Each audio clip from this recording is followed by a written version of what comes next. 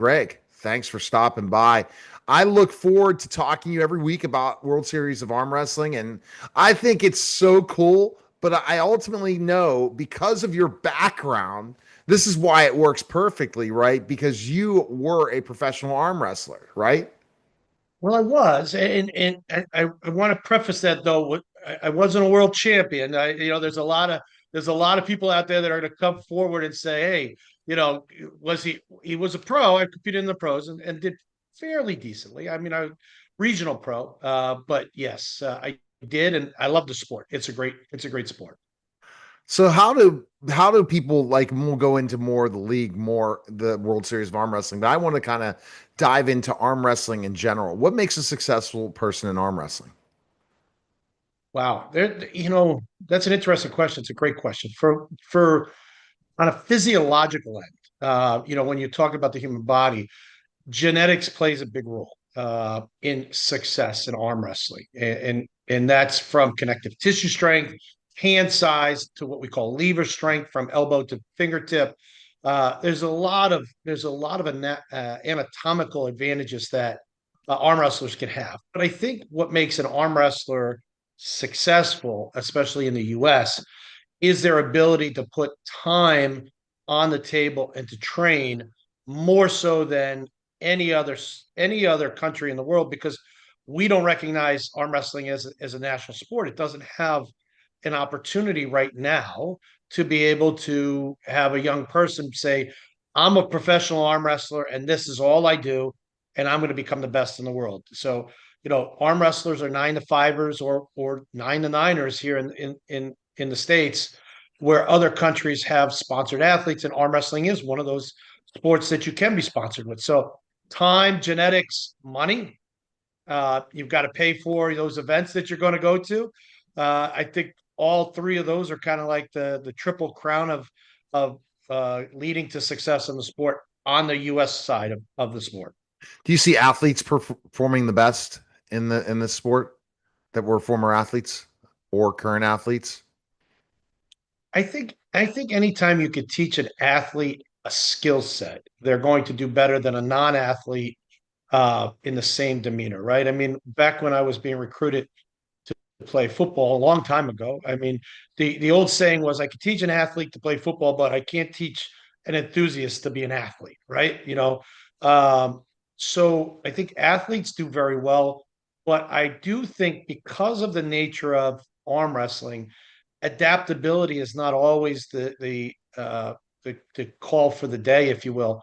You know, uh, if you are a strength athlete, you're always pushing away. Whereas in arm wrestling, you always want to be tight. If you're a runner, you may have great endurance, or if you're a track star, you have great speed. Maybe you're quick off the go, but your hand strength will be a determinant for you. So there's a lot of factors. So I think you really have to have a combination of a lot of things. But an athlete, typically, with the right combination, will do better than just an enthusiast. Interesting. And so, that's where it could be multiple ways of being successful. So you decided based on your career as an arm wrestling professional arm wrestler, you were going to start this league. How did it kind of start and develop? Need, I think. I think anytime you're in business, Neil, you look at the need. You look at what's in the box and what's not in the box. And right after COVID, many of the leagues had disappeared. And there was a real need for tournament arm wrestling with a value to incentivize athletes to come participate. There's lots of promotions out there that you can go to on a weekend and win a medal. But there are less than a handful of organizations that you can go to on an annual basis and be able to cash a four-figure paycheck, let alone a five-figure. We are the only organization that you potentially can win $15,000 if you're the best left and right-handed arm wrestlers, in our organization, and at the finals. So uh, I think that's what's kind of put us in the forefront is the need for financial gain and professional tournament arm wrestling, and we took a shot at it, and it's been successful since.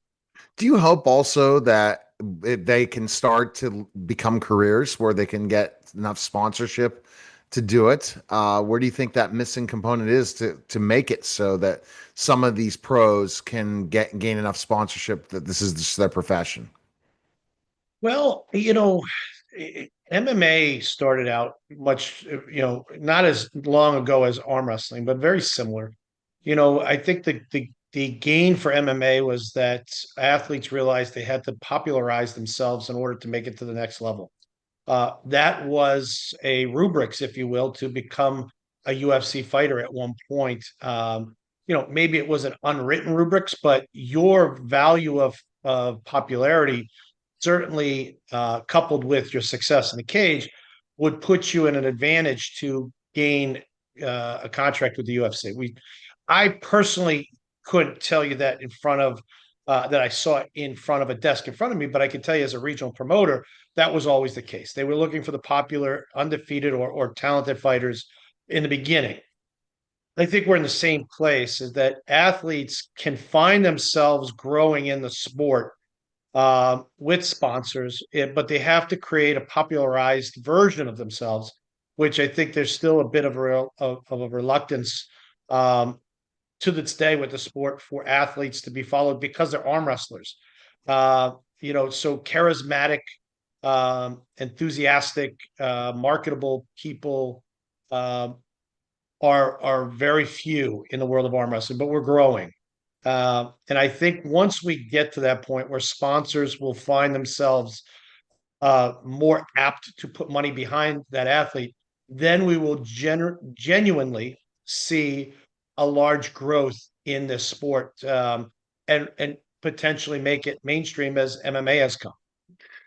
So you think it can happen? There's a potential, especially with not enough, I guess, competition out there, that you're building and building that can come to fruition. 100%. Yeah, I think the potential there is well, I would hope. I don't usually jump into business unless I see an end game, right? Um, where it falters at times is that we're still a sport of individuality. We are a growing organization, and we can promote. We can put sponsors behind athletes on a beginning end, but it's the athlete that has to take up that cross to bear, if you will, and go out and promote themselves and grow it. Uh, and there are a few, but still, a waning few that hopefully will grow. And if they do, which we educate, we motivate, as an organization, I think we can get there. But we're unique, right? I mean, at any point, you have to have somebody that's leading the pack. We're unique that we're leading the pack now. Our goal is to stay in front. And our real goal to stay in front is to keep the athletes as our number one priority. Um, and if we concentrate in that aspect and we teach them to grow and give them the tools to grow, I think we're going to do very well long term. Absolutely. I think so. So too. So what's going up? It's the end of the year. I guess the end of the season is coming up for you, right? You're getting there. November 1, finals here in San Diego. Can't think of any better place to be on November 1st other than the Harley Davidson here in San Diego with 200 or so athletes looking to take home a good chunk of that $150,000. And that's the big thing. That's what gets these guys motivated, right? The one that can win that 150,000.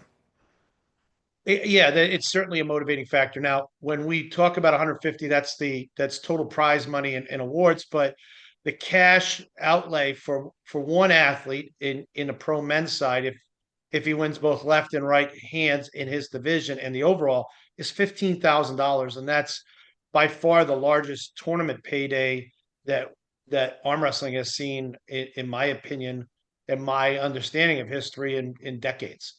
So it's a good payday for one person if they can win left and right hands. But it's not easy, is it? No, it's not. I mean, it's let me tell you something.